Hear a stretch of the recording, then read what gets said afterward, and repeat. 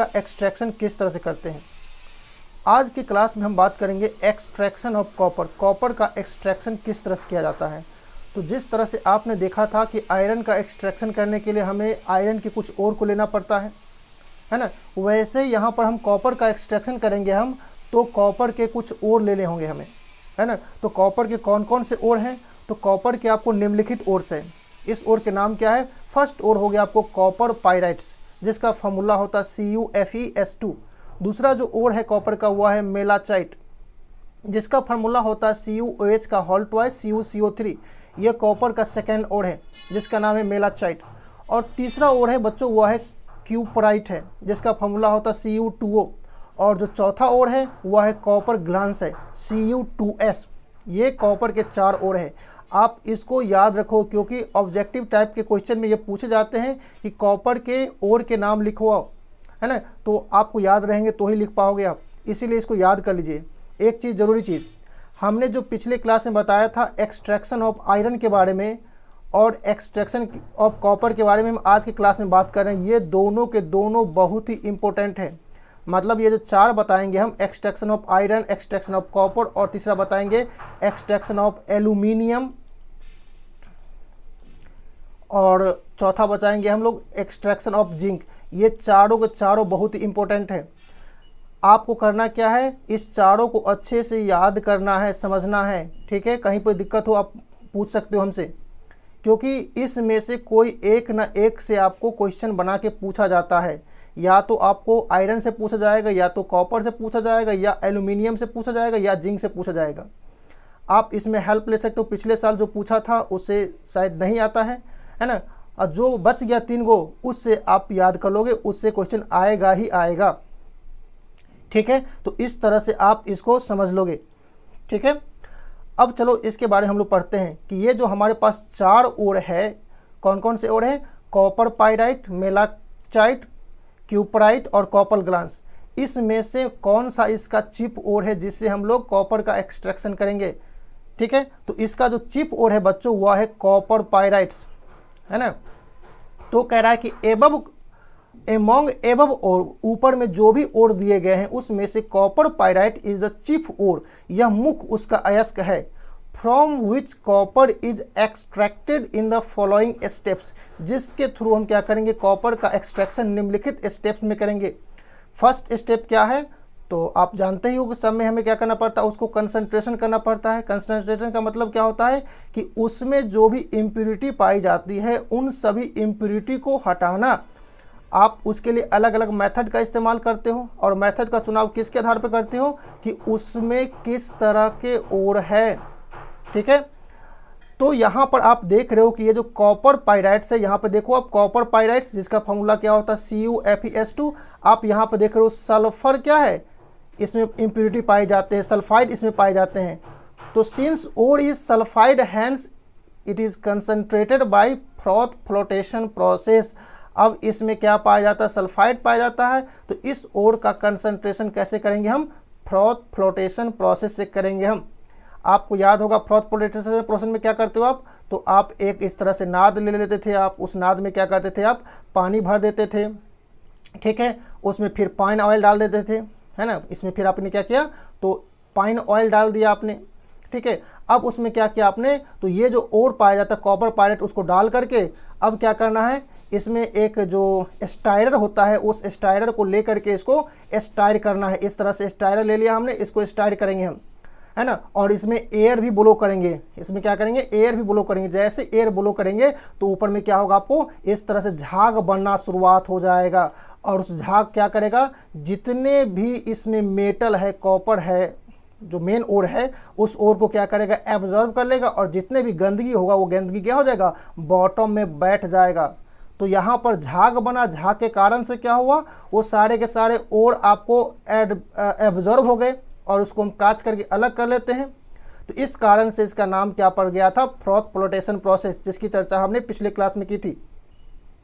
तो यहाँ पर बच्चों ओर का कंसंट्रेशन हम कैसे करेंगे, हम तो फ्रॉथ फ्लोटेशन प्रोसेस से कर लेंगे। इससे क्या होगा, गंदगी सारा हट जाएगा और हमारा प्यूरिफाई हो जाएगा। अब हम लोग नेक्स्ट स्टेप में मूव करेंगे। वह नेक्स्ट स्टेप क्या है, रोस्टिंग, मतलब उसको हम ऑक्साइड में कन्वर्ट करेंगे। तो रोस्टिंग ऑफ कंसनट्रेटेड ओर, ठीक है। अब इसमें क्या करोगे आप, concentrated ore is roasted in reverberatory furnace. अब इसको किस भट्टी में गर्म करेंगे हम, तो रेवर्बरेटरी फर्नेस, उस भट्टी में गर्म करेंगे हम, ठीक है। तो जैसे हम गर्म करेंगे तो उसमें निम्नलिखित चेंजेस हो जाएगा। आपने आयरन में भी देखा था कि आप उसको गर्म करते हो तो निम्नलिखित चेंज होता था। क्या क्या चेंज होता था, तो उसमें जो नमी होगा वो सारा नमी क्या हो जाएगा, खत्म हो जाएगा, भाप बन के उड़ जाएगा। इसके अलावा उसमें जो भी वोलाटाइल इम्प्योरिटीज़ होगा, है ना, उड़नशील गंदगी होगा, वो सब के सब भी उसमें से रिमूव हो जाएगा। जैसे अगर उसमें सल्फर होगा, सल्फर अगर होगा तो क्या होगा, ऑक्सीजन के साथ अभिक्रिया करके सल्फर डाइऑक्साइड बन के वहाँ से वो निकल जाएगा। ये अपवर्ड एरो देख रहे होगे आप, अपवर्ड एरो का मतलब है कि गैस बन के कोई चीज़ निकल जाना। इसी तरह से वहाँ पर मान लीजिए कि आर्सेनिक है तो वह भी क्या होगा, ऑक्सीजन के साथ अभिक्रिया करके वह ऑक्साइड बन के निकल जाएगा। इसी तरह से एंटीमनी भी होगा वहाँ पर, तो वह भी क्या होगा, ऑक्सीजन के साथ अभिक्रिया करके ऑक्साइड बन के निकल जाएगा। तो इस तरह से इसमें जो भी वोलाटाइल इम्प्योरिटी था, सल्फर, आर्सेनिक, एंटीमनी, वो सब के सब क्या हो जाएगा, भाप गैस बन के निकल जाएगा और क्या हो जाएगा, आपको ऑक्साइड में बदल जाएगा। देखो कैसे, ऑक्साइड में बदलने से पहले वो क्या हो जाएगा, पोरस हो जाएगा, और बिकम्स पोरस। मैंने सारी बातों पे चर्चा कर दिया पोरस क्या होता है, ठीक है, क्योंकि उसमें से नमी निकल गया, वोलाटाइल इम्प्योरिटी निकल गया, तो और क्या हो जाएगा, पोरस हो जाएगा। अब क्या होगा, copper pyrite is partially oxidise. अब इस पॉइंट को आप ध्यान रखोगे। अब ये जो कॉपर पाइराइट आपका ओर था, जिसको हमने फ्रोथ फ्लोटेशन प्रोसेस से साफ किया था, कंसंट्रेट किया था, वह जैसे ही ऑक्सीजन के साथ उसको हम गर्म करेंगे तो क्या हो जाएगा, वो पार्शियली ऑक्सीडाइज हो जाएगा, ठीक है। तो यहाँ पर आप देख रहे हो कि Cu2s plus twice FeS plus SO2, ठीक है, ये पार्शियली ऑक्सीडाइज हो गया, ठीक है। उसके बाद हम क्या करेंगे, नेक्स्ट स्टेप करेंगे हम, ठीक है। तो हमारा नेक्स्ट स्टेप का नाम है स्मेल्टिंग। नेक्स्ट स्टेप का नाम क्या है, स्मेल्टिंग। अब यहाँ पे क्या करेंगे, जो रोस्टेड ओर हमारा था, इसमें copper sulphide, iron sulphide, copper oxide और आयरन ऑक्साइड। एक सेकेंड, थोड़ा सा इसमें पीछे देखो तो कुछ छूटा हुआ है क्या, यहाँ पे शायद नीचे में चला गया है कुछ लाइन।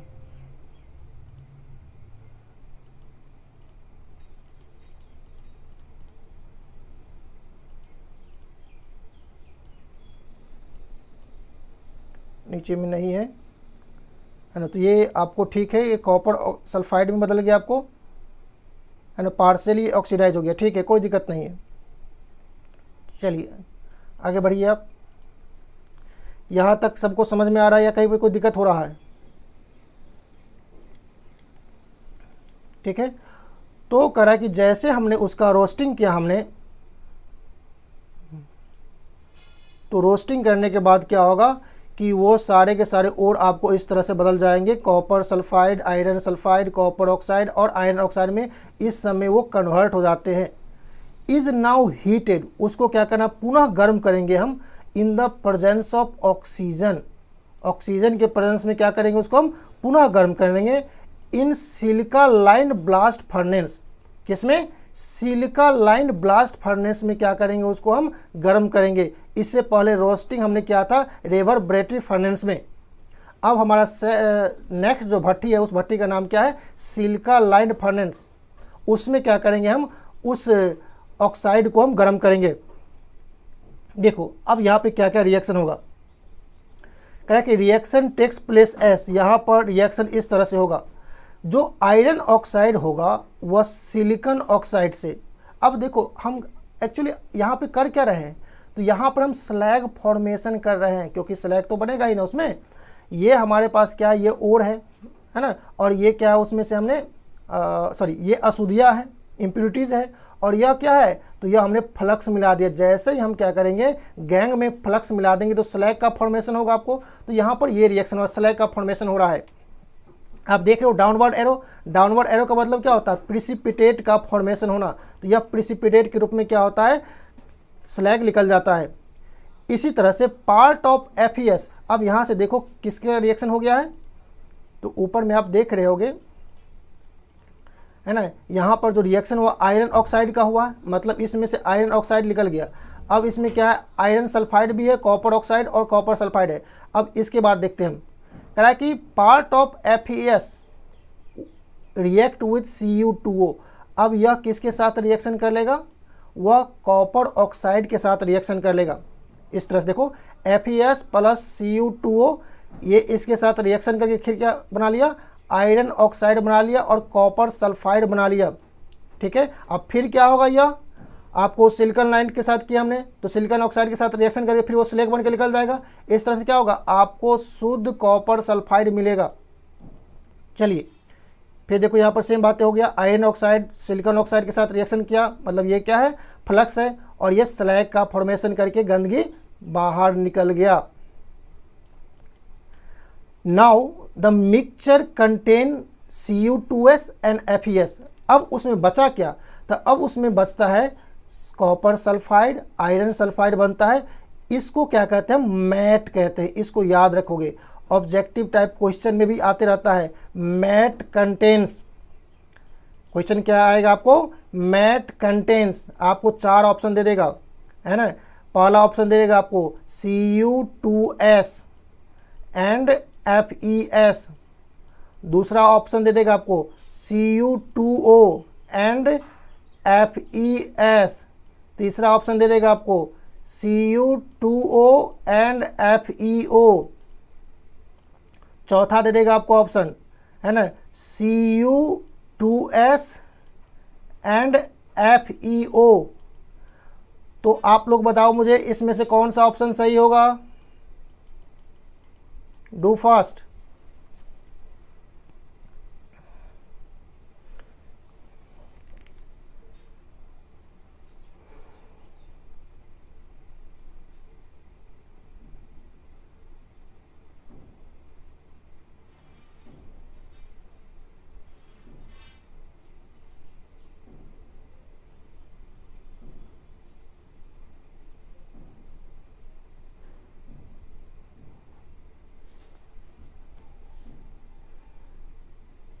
बिल्कुल सही जवाब, क्योंकि मैंने बता दिया है कि यहाँ पर आप देख रहे हो कि फर्स्ट जो है आपको यही क्या है, आपको है ना, आपको ये मैट है विच कंटेन 50% कॉपर, जिसमें 50% कॉपर पाया जाता है। तो इस तरह से आप ऑब्जेक्टिव का भी तैयारी करते रहिए, सारे ऑब्जेक्टिव क्वेश्चन यही से आते हैं। ठीक है, चलो अब नेक्स्ट देखते हैं। नेक्स्ट हमारा 4th स्टेप है conversion of matte into blister copper. अब ये जो 4th स्टेप बच्चों है, वह 4th स्टेप क्या है कि जो मैट आपको बना था, जिस मैट में क्या था, आपको कॉपर सल्फाइड और आयरन सल्फाइड था, उसको क्या करेंगे हम, ब्लिस्टर कॉपर में कन्वर्ट करेंगे। ब्लिस्टर मतलब समझते हो ना, जब किसी का हाथ पक जाता है तो क्या होता है, उस पर फफोले पड़ जाते हैं, बड़े बड़े देखते हो फफोले पड़ जाते हैं, उसको ब्लिस्टर कहते हैं। ठीक है, वैसे ही यहाँ पर भी करेंगे, उस मैट को क्या करेंगे हम, है ना, ब्लिस्टर में कन्वर्ट करेंगे। मतलब वहाँ पर भी क्या होगा, बुलबुला जैसी संरचना बन जाएगी। इस कारण से उसका नाम क्या है, ब्लिस्टर कॉपर। देखो कैसे करते हैं इसको हम। तो matte is now heated with oxygen in silica lined blast Bessemer converter. यहाँ पर देखो बेस मेकर कन्वर्टर दोनों में चेंज हो गया। वहाँ पे क्या था, सिलिका लाइंड ब्लास्ट फर्नेस था, अब यहाँ पे क्या है, silica lined base maker converter है। ठीक है, तो उसके साथ क्या करेंगे हम, सॉरी, इस silica line base maker converter में क्या करेंगे, उस मैट को डाल करके और ऑक्सीजन के प्रेजेंस में उसको गर्म करेंगे। तो यहाँ पर किस तरह के रिएक्शन होगा देखो, तो यहाँ पर रिएक्शन होगी, जो आयरन सल्फाइड था वह ऑक्सीजन के साथ अभिक्रिया करके आयरन सल्फाइड बनाएगा और सल्फर डाइऑक्साइड बन के वह अशुद्धि निकल जाएगा। अब फिर ये जो आयरन ऑक्साइड बना यहाँ पर, वह फिर क्या होगा, ये सिलिकॉन लाइन है तो यहाँ पे सिलिकॉन ऑक्साइड मिलेगा इसको, जो फ्लक्स का काम करता है। फिर क्या होगा, यहाँ पर स्लैग बन के निकल जाएगा। हमेशा स्लैग बन के निकलते रहते, जितने भी गंदगी होती है सारे गंदगी निकल जाते हैं, तब ना वो प्योर होगा। हाँ, तो यहाँ पर भी स्लैग बन के निकल गया। आगे देखिए, अब नाउ पार्ट ऑफ Cu2S। अब देखो मैट में 2 चीज़ था, एक था आपको, है ना, Cu2S था, और दूसरा क्या था आपको, FeS था। ठीक है, ये 2 चीज़ आपको प्रेजेंट था किसमें, मैट में। तो मैट में से तो FeS निकल गया आपको, अब बचा क्या है, तो उसमें सिर्फ और सिर्फ कॉपर सल्फाइड बचा हुआ है। तो now part of copper sulphide is converted into oxide. अब जैसे ही उसको ऑक्सीजन के प्रेजेंस में हम गर्म करेंगे तो बच्चों वह क्या चीज़ में कन्वर्ट हो जाता है, कॉपर ऑक्साइड में कन्वर्ट हो जाता है और सल्फर डाइऑक्साइड गैस बन के फिर यहाँ से यह गैस निकल जाता है। ठीक है, अब उसमें से हमने कॉपर सल्फाइड पूरा को हमने ऑक्साइड में नहीं बदल लिया, उसमें से कुछ को हमने रखा हुआ था। अब यहाँ पर एक चीज़ और समझने वाला है कि ये जो कॉपर आपको प्राप्त होता है वह सेल्फ रिडक्शन प्रोसेस होता है। इसमें कोई दूसरा आप रिड्यूसिंग एजेंट लगाओगे तो वह रिड्यूस नहीं होता है, वह सिर्फ और सिर्फ क्या होगा, खुद के ही ऑक्साइड से रिड्यूस होता है। इसी कारण से इसको क्या कहते हैं हम लोग, सेल्फ रिडक्शन प्रोसेस कहते हैं। Are you getting my point? Good. Now copper sulphide react with copper oxide undergoes self reduction. मैंने बता दिया यहाँ पर self reduction to give copper, मतलब ये जो कॉपर ऑक्साइड बना, ठीक है, और हमने पहले से कॉपर सल्फाइड रखा हुआ था, इस दोनों को फिर गर्म कर देंगे तो यहाँ से फिर क्या होगा, सल्फर डाइऑक्साइड बन के निकल जाएगा और कॉपर आपको प्राप्त हो जाएगा। ठीक है, तो यहाँ पर आपको कॉपर मिल गया। ठीक है, लेकिन यह कॉपर किस स्टेट में मिला आपको, मोल्टेन स्टेट में मिला, एकदम पिघला हुआ अवस्था में मिला आपको। ठीक है, molten copper is now cooled, फिर उसको क्या करते हैं, ठंडा करते हैं। On cooling dissolve sulphur dioxide, अब जैसे उसको हम ठंडा करते हैं उसमें जो ये सारे सल्फर डाइऑक्साइड अगर जो घुला हुआ होगा वह सारे के सारे क्या हो जाएगा, एस्केप, आप उसमें से बाहर निकलने का प्रयास करेगा। जैसे वो बाहर निकलेगा तो बुलबुला बनेगा ना, जैसे आप पानी में फूंकते हो तो क्या होता है, बुलबुला निकलता है। उसी तरह से क्या होगा, उस पिघला हुआ जो कॉपर था उसमें सल्फर डाइऑक्साइड घुला हुआ था, लेकिन जैसे ही ठंडा होगा तो क्या होगा, वो सल्फर डाइऑक्साइड बाहर निकलने का प्रयास करेगा, तो वहाँ पे क्या होगा, वो बुलबुला बन जाएगा, लिविंग ब्लिस्टर। उस बुलबुला को क्या कहते हैं, ब्लिस्टर कहते हैं यहाँ पर। On the surface of copper it is why copper thus obtained is called blister copper. इस कारण से ही इस कॉपर को हम लोग ब्लिस्टर कॉपर कहते हैं। एग्जाम में क्वेश्चन ये भी आता है कि what do you mean by blister copper, तो आप इसका जवाब यहाँ पर लिख सकते हो कि copper when heated with copper sulfide, when heated with copper oxide, then it form in molten state. These molten state contain a dissolved sulfur dioxide. On cooling, sulfur dioxide escapes, leaving blister on the surface. That's why they are called blister copper. आप इस तरह से भी इसका जवाब लिख सकते हो। क्या बात समझ में आ रही है आप लोगों को? अब चलो आगे। अब जो आपका ब्लिस्टर कॉपर बना, उस ब्लिस्टर कॉपर से फिर क्या करेंगे, उसमें अभी भी कुछ मात्रा में गंदगी होती है, वो 100% कोई भी चीज़ प्योर नहीं होता है, तो यहाँ पर भी कुछ गंदगी होगा ही उसमें। अब क्या करते हैं, उसको हम फर्दर प्यूरिफाई करते हैं रिफाइनरीज में। तो जैसे ही हम रिफाइनरीज में उसको प्यूरिफाई करेंगे तो क्या हो जाएगा, शुद्ध हो जाएगा। अब कैसे करते हैं, तो इसके बारे में मैंने बताया था आपको कि जैसे रिफाइनरी में जाएगा तो क्या करेंगे, हम इस तरह से हम क्या करेंगे, एक कंटेनर ले लेंगे हम, उस कंटेनर में क्या करते हैं हम, तो इस तरह से देखो, दो हम क्या करते हैं, है ना, कॉपर का रड डाल देते हैं। इस तरह देखो, कॉपर का हमने क्या किया, 2 रड डाल दिया हमने। इसमें क्या करते हैं, कॉपर सल्फाइड का घोल डालते हैं। ठीक है, और ये जो कॉपर का रड है यह क्या आपको इम्प्योर है ना, बताया था मैंने आपको, और यह क्या आपको प्योर है ना। अब इस दोनों को क्या करते हैं, हाई सोर्स ऑफ इलेक्ट्रिसिटी से हम जोड़ देते हैं। जैसे हमने इस तरह से इलेक्ट्रिसिटी को जोड़ दिया तो क्या होगा, कॉपर सल्फाइड क्या हो जाएगा आपको, कॉपर 2+ में टूट जाएगा और सल्फेट माइनस में टूट जाएगा। ठीक है, अब यहाँ पे क्या होगा, यह जो कॉपर 2+ आयन है यह सीधे जाएगा किसके पास, इसके पास जाएगा, और यहाँ से क्या होगा, 2 इलेक्ट्रॉन गेन करके क्या होगा, कॉपर बन करके इसके ऊपर डिपॉजिट हो जाएगा। फिर यहाँ पे कॉपर की कमी हो गई तो क्या होगा, यहाँ से कॉपर फिर भखड़ करके इस सोल्यूशन में आएगा, है ना। तो यहाँ पर देखो कॉपर है, यह क्या हुआ आपको 2 इलेक्ट्रॉन गेन करेगा और ये क्या बना लेगा आपको, कॉपर 2+ बना लेगा, और ये सोल्यूशन में आ गया। फिर कॉपर 2+ बना, फिर यहाँ पे आने के बाद क्या होगा, 2 इलेक्ट्रॉन लेगा, ये सॉरी मैंने यहाँ पे मिस्टेक कर दी, यह 2 इलेक्ट्रॉन लूज करके क्या होगा, कॉपर 2+ में फॉर्मेशन हो जाएगा। अब ये कॉपर 2+ क्या होगा, यहाँ पर आने के बाद 2 इलेक्ट्रॉन गेन करेगा और फिर इसके ऊपर डिपॉजिट हो जाएगा। इस तरह से क्या होगा, यह प्रोसेस चलते रहेगा, सारा का सारा कॉपर भखड़ करके सोल्यूशन में आएगा और फिर क्या होगा, इसके ऊपर जमा हो जाएगा। तो इस तरह से यहाँ पर जो कॉपर जमा होगा वह क्या होगा, 100% तो नहीं होता है, 99.9% क्या होता है, वह प्योर कॉपर होता है। Is it clear? गुड।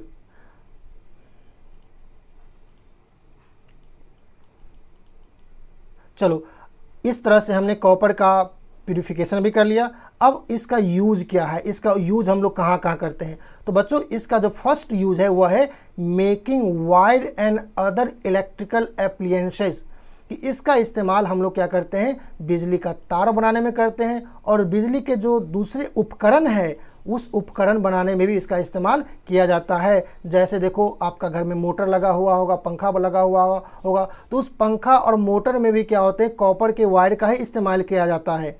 तो इस तरह से हम कह सकते हैं कि इसका इस्तेमाल बिजली के तार बनाने में और दूसरे उपकरण बनाने में किया जाता है। इसके अलावा इसका जो नेक्स्ट उपयोग है वह क्या है, यूटेंसिल्स कैलोरीमीटर, है ना।